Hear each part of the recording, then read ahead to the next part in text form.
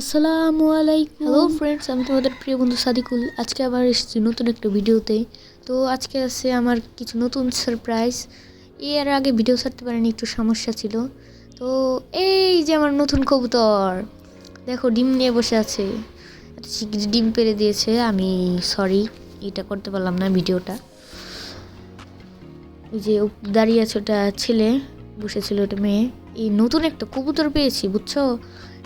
কোথা থেকে জানি উড়ে এসেছে, মাক্সি হোমার নামে পরিচিত। সম্ভবত এটা মেয়ে, ডাকে না, অন্য কবুতর যায় ডাকে। দেখতে থাকি ওর একটা জোড়া এনে দেওয়া যায় নাকি। আমি অবশ্য মাক্সি হোমার এর আগে দেখছি দোকানে, একটা দেখবনি। ওই যে কিছু কাজ চলছে ওখানে, ওখানে কবুতরের ঘর ঠিক করার কাজ চলছে।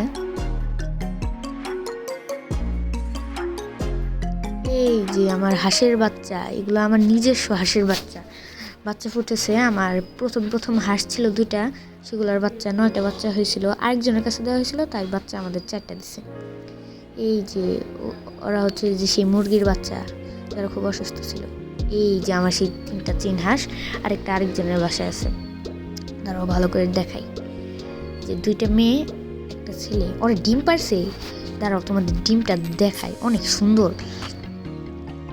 এই তো সাইজও অনেক বড়, মাশাআল্লাহ। এগুলা আজকে একটা পারছে, কালকে একটা পারছে।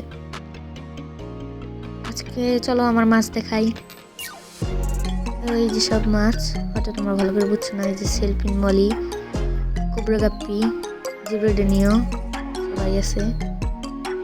আমার গোড়ামি একটা মারা গেছে, 2টা আলাদা রাখছিলাম, মারামারি করতে করতে মারা গেছে।